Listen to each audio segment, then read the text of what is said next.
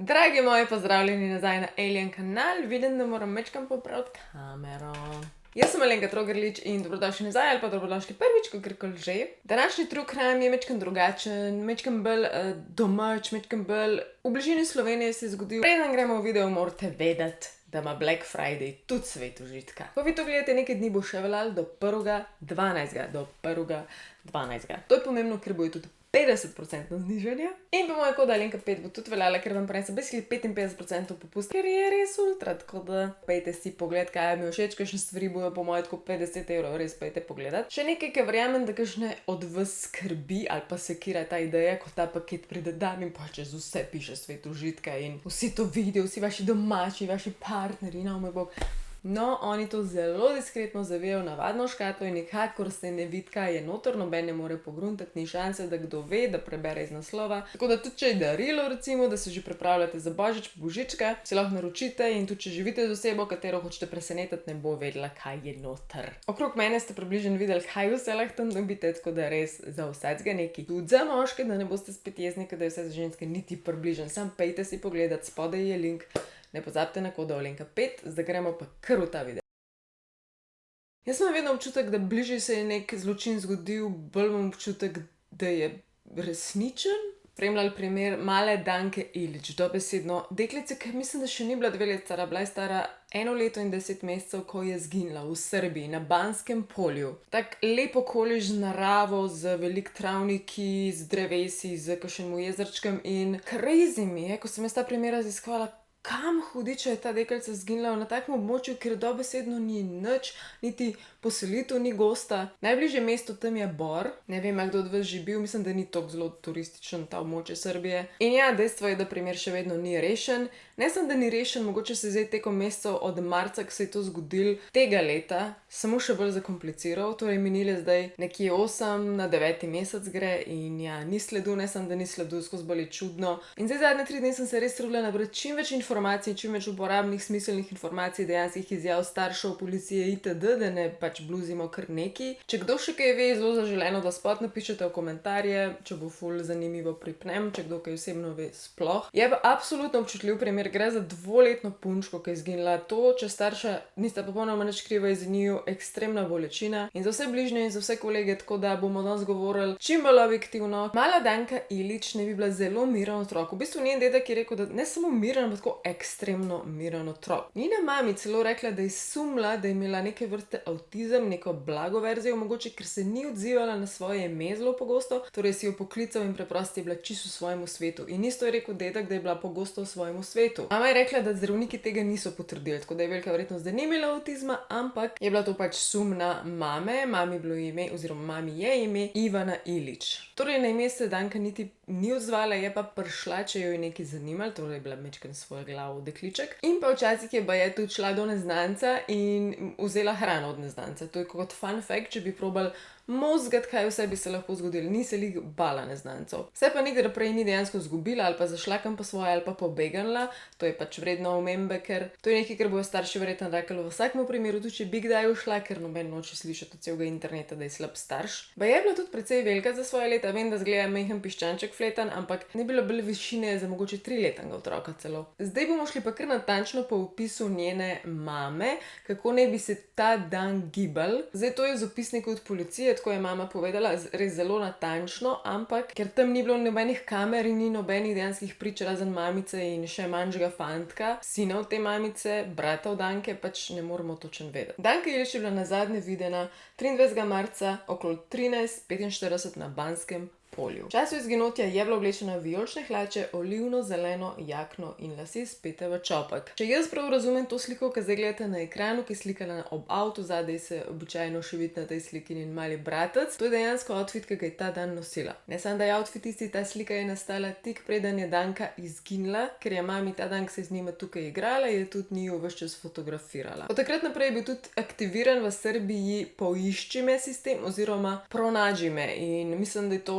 nađime, tukaj vidite, kako to izgleda, tam se zbirajo pač informacije, drugače pa deklica rjave lase, rjave oči in je visoka okrog 85 cm. Torej, mamica se je zjutraj odločila, da bojo šli ta dan k dedku in njenemu očetu. Torej, po njeni strani dedek in oče sta živela tukaj na Banskem polju, oni pa ne. Dankina mami tukaj živela nekje do leta 2013, do leta 2014, ko je bila še otrok in so tukaj živeli vsi, tudi njen brat, oče itd., tudi mami, ampak je mami potem kasneje umrla. Z dedkom sta se potem sprla, nekje po mamini smrti, ne vemo točno zakaj, v bistvu tudi mami od Danke sama povedala, da se ne spomne točno, zakaj sta se sprla, tako da je res žalostno slišati. Se nekdo ne spomne, zakaj si skregal, zakaj si pol še skregan? V glavnem poklicala je svojega očeta, ki je stanoval na Banskem polju in je rekla, a lahko pridejo se mečkani igrati, mečkani podružiti in je rekel, ja, ni problema. Njega sicer ni bilo, je šel na drugo izmeno v službo, ampak so pa vseeno imeli ključe od te hišice in so šli tja. Ko je tam parkirala ta bel avto, ki ga tudi vidite na fotografiji, je bil parkiran tako, da je bil zadnji del obrnen proti cesti.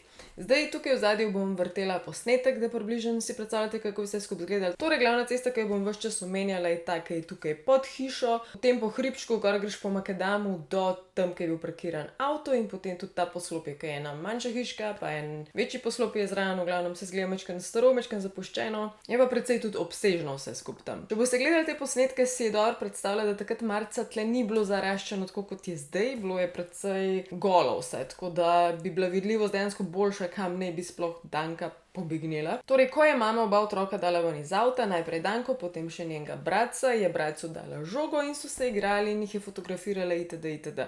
Danka je prvič pobegnila tako par metrov naprej od mami in je šla v tisti hribček, v tisto goščavico in je šla mami za njo in je tudi videla, da gre hitro po svoje in je vzela še ta malega v roke in njegovo žogo in je šla za njo in nazaj in tako. Je pomembno to z vidika, da je videla, da Danka želi nekako v to smer, ker ni bilo prvič dan. In potem od drugo se je zgodilo to, da je ta mali bratec rekel, da je žejen in je mama rekla, ok, in tukaj se mi nekaj zgodba v dva dela razdeli, ker enkrat sem prebrala, da je šla v avto po vodo, ker v hišo sploh še niso vstopili na tej točki, ker itak so bili sami tam. Po drugi strani sem pa slišala, da naj bi šla noter v hišo po vodo, ne vem. V glavnem šla je v to vodo ali v avto ali po hišo in jo dala ta malmu zapit, ko je ta mal spil, jo je potem pospravila v njihov ruzak. Medtem je Danka zginila. Potem pa opiše tako, začela sem jo klicati, pogledala sem po travniku, kjer smo se igrali in sem ugotovila, da je ni. Takrat sem sina prijela za roko in sva jo začela iskati. Šla sva skozi vrata, ki so bila del ograje, ki je bil 1 ali 2 metra nad hribčkom. Ograja je bila del dvorišča, kjer smo imeli kokoši. Poleg tega dvorišča sva šla do naslednje ograje, ki je bila prav tako odprta.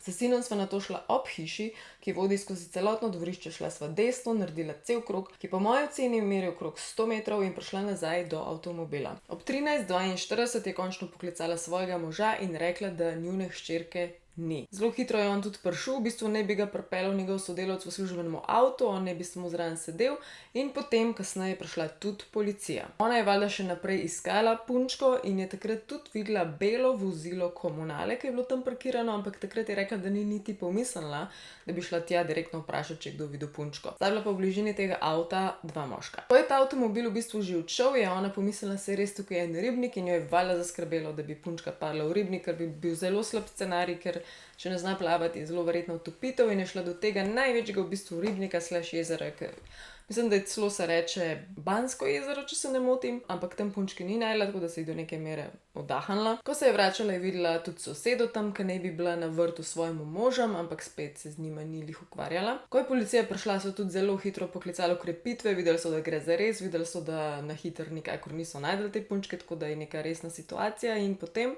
so začeli iskati tudi sosedje, torej drugi ljudje tam. To je sicer zelo dobra stvar v smislu, da se hitreje osebo najde, je pa tudi nekaj, kjer se hitro lahko kakšni dokazi skrijejo, kakšni DNK pomešajo itd. Prišla sta tudi tast in tača, tako da med 14 in 14:30 je tudi potem mami od Danke pustila drugega otroka, ta malega bratca, ni imel varstvo, da je bila pač frej. Sem pa tja tukaj na Banskem polju so bile določene varnostne kamere, recimo pri komu doma in tako, in so tudi posnele službeno vozilo in v tem službenem vozilu sta bila glavna osumljenca te cele preiskave, te cele zgodbe okrog Danke in sicer Dragoslav Dragijevič in Srdjan Janković. In tukaj nastane velika težava v tem primeru, ker njiju so prijeli, vse kazali, da sta kriva, konec koncev sta tudi priznala. Ampak imamo en hiccup v smislu, da DNK se nikakor ne ujema, ker ga ni nikjer. Ko sta priznala, bila njuna zgodba taka. Ko sta šla z avtom mimo, sta malo Danko butanila z avtom. Posledično sta zapaničarila, nista vedela kaj narediti in sta jo vrgla zadaj v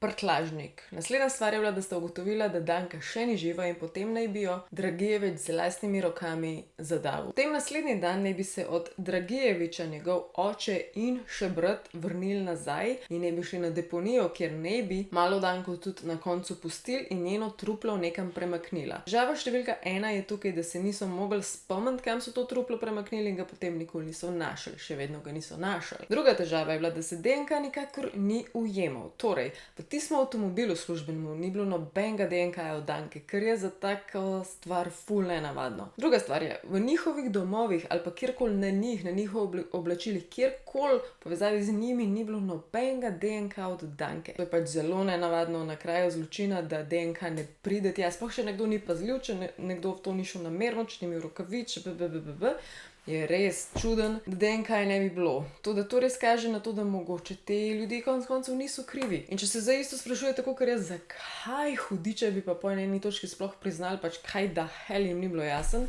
Rečeno je bilo, da je bilo tukaj velik foul play strani policije. Imamo en zelo simpel dokaz in sicer brata od Dragijeviča, ki mu naj bi pomagal to truplo skriti, njegov oče. Ne bom rekla, da so ga ziher policaji do smrti pretepli v zaporu, ko je bil v priporu, ampak je umrl v priporu in baje ne bi ga policija do smrti pretepla. Tako da, če so enega do smrti pretepli, je velika verjetnost, da so iz neke ihte in jeze in ne vem česa noro mučili druge ali pa bili prepričani, da so krivi in so jih prisilili z mučenjem in grožnjami, da so priznali. Tako da, to bi bila edina razlaga, zakaj bi priznali in potem vse skupaj zanikali. Da so kamere pokazale, da so se takrat tam gibala tudi druga vozila. Večinoma bi naknadno so ugotovili, da tiste vozila nimajo popolnoma nič zraven. Ko so se ljudje potem tudi sprašvali, zakaj ne bi one dva kolektivno zanikala, da sta karkoli sploh imela zraven tega umora, izginotja Danke. Ena opcija je to, sta si rekla, nimajo dokazov, se prav lahko nekako pobegneva in sta rekla, če nimajo dokazov, naj jo morajo spustiti, tako da se nima res splača vse skupaj zanikati, ker pač ne bo v zaporu, če ni dokazov, ni zapora. In opcija B,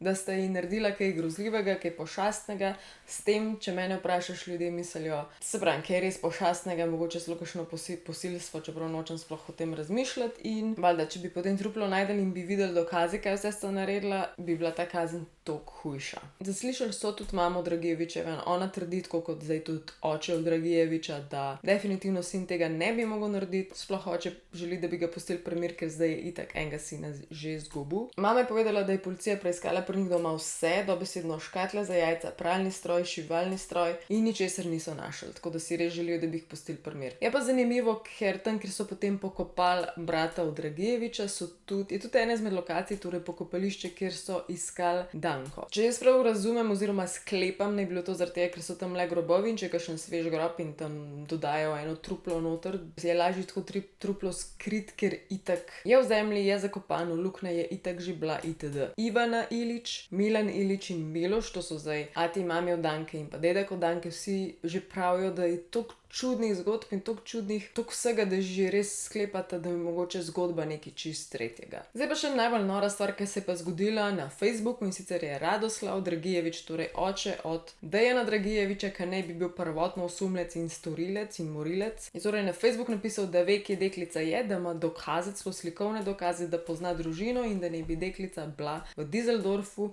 v Nemčiji, da naj bi jo tja prodali, I guess kot belo blago, iz ne vem točno katerega razloga, ampak verjamem, da ta informacija ekstremno bega starše, ekstremno jih straši, če je res še živa, kako se jih godi, kaj delajo z njo, zakaj so jo prodali. In ja, verjamem, da so starši absolutno zbegani na tej točki. Zdaj tako, tudi odvetnika, ki sta bila tam za Dragijeviča in Jankoviča, sta pa prišla spet na novo zgodbo, na novo idejo, da naj takrat Ivane z otroci sploh ne bi bilo na Banskem polju, ker je spet še zgodba zase in ne vem. Te odvetniki trdijo tudi, da tiste fotografije, ki so nastale, pač so čisti bullshit in naj bi nastale nekega drugega dne in da tudi oni so bili zelo redko na tem Banskem polju z otroci, tako da besedno 1 do 2 krat letno, kar se strinjam, je zelo redko. Mene osebno matra in mi gre malo na živce ta informacija od Radoslava Dragijeviča, ki je pač napisal, da ne bi bila deklica v Düsseldorfu. Ni mi jasno, zakaj, če ima on vso to gradivo in slike in vse, zakaj potem ni naprej zaslišan strani policije, zakaj ni prisiljen teh fotografij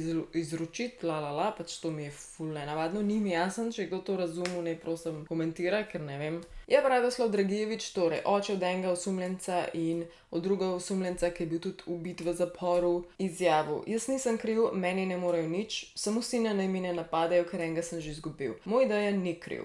Ne moreš izkopati luknje v 3 minutah. Za sina bom vložil tožbo, vrniti ga ne morem, hočem pa mu vrniti ugled." Kar se tiče staršev, Miloš Ilić, torej oče od Danke, je naredil tudi ta test laži, kaj že je, poligraf, in ga je tudi opravil in je tudi izpadel, da ne laže, da govori resnico, medtem ko mama ne bi pa zaradi svojega duševnega stanja tega testa ne opravila in kakor vem, ga tudi še vedno ni, razen če še ni prišlo v javnost. Kar se pa tiče tukaj iskalne akcije, se je pa zdaj uradno, mislim, da že zaključila, dokler je trajala, so imeli pa res. Že tam je teren tak čuden razgiban, čeprav razumem tudi veliko podzemnih lukenj in tega. Kanale, jaške, skupni dolžini 4,5 km na območju Banskega polja in vse do mesta Bor so preiskali, bilo je res ogromno ljudi je pač deklico iskali. Ful me spominja na primer, ne vem, Madeleine McCann, sem ga nedolgo časa nazaj na kanalu tudi obdelala, ker gre za eno tako majhno bunčko in izgine brez sledu, in to pa nekaj najbolj bolečega in tudi ljudje se zavzamejo, ker tak otrok ima cel življenje pred sabo itak. Dankin oče Miloš je pa tudi nedolgo časa nazaj izjavil, da ima storilca črno na belem. Imam sliko iz hiše človeka, kjer se točno vidi njihov avto in njih v tistem posnetku. Ta avto naj bi bila bela panda. In potem je Ivana oziroma mami dodala: 27. zjutraj naj bi se to zgodilo, se pravi 4 dni kasneje, 7:15 dopoldne, in potem naj bi šli naprej na deponijo okrog 27:30. Tam blizu živi tudi ena soseda in je rekla, da 26. marca, ker je v bistvu 3 dni potem, ko je Danka uradno zginila, je slišala svojega psa, ki je noro lajal, zdaj ne ve točno zakaj, ampak je ona to razložila, kot da se veste, živali prve začutijo take stvari. To se mi zdi tako zelo lufi informacija, neuporabna, ne vem. Je pa ona dejansko bila tam 100 metrov preč od tiste originalne hiše.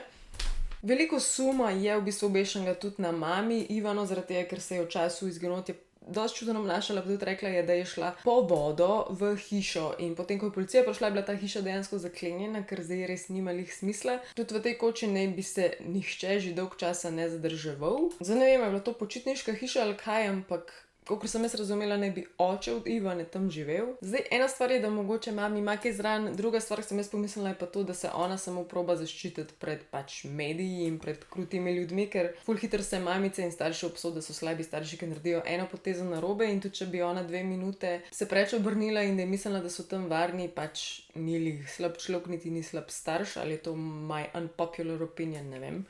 Povejte. Je pa še Jasmina Stojedinović, ki je bila tudi tam Banskopoljčanka, soseda, je rekla, da je imela nadzorne kamere in da je takrat na posnetku nekaj sumljivega. Ob 13:10 se je mimo hiše z otroki pripeljala najprej mami Ivana. 5 minut pozneje je iz nasprotne smeri pripeljal punto kragujevških registracij. Kraguj, ko sem jaz pogooglala, ne bi bil nek na Hrvaškem, ker je res čudno. To je res nenavadno, ker tukaj vmes vožnja je tako 6-7 ur, če se ne motim. Se sem screenshotala, si poglejte. Nekdo je potem povedal, da ne bi v tem avtu bil sosed, ki živi tam blizu, in ne bi bil pijan. V glavnem, ful enih he said, she said spletk, ne vem. Dost neuporabno, konec koncev. Mogoče, da končamo na majčkem bolj veseli noti. Ko je Danka zginila, je bila tudi mami njena Ivana noseča, tako da zdaj je že povila otroka. Rodila je fantka in fantek je zdrav, tako da zdaj nekaj se srečnega tudi družini zgodilo, če so že v tej drugi stiski. In to je vse, basically, kar sem jaz napraskala v tem primeru. Zdi se mi čisto bizarno, zdi se mi, da je tudi full shady strani države in tožilstva in policije in vsega tega. In že to, da je en umrl v zaporu, tle ni reda, ta pravega, mislim, kakor vem, ni umrl naravno smrti. In kako boš prišel do resnice, če na ta način rešuješ stvari, v glavnem. Absolutno prosim, da pišete, ker mislite, ker veste, ker sklepate, ker sem jaz pozabila. In po vsej vrednosti se gledamo naslednji petek. Ne pozabite na kodo Alenka5, ki tudi velja na Black Friday popust pri Svetu užitka, ker je res velik popust 55%. In hvala, ker ste gledali, pa se gledamo kmalu. Alien mama out, I love you.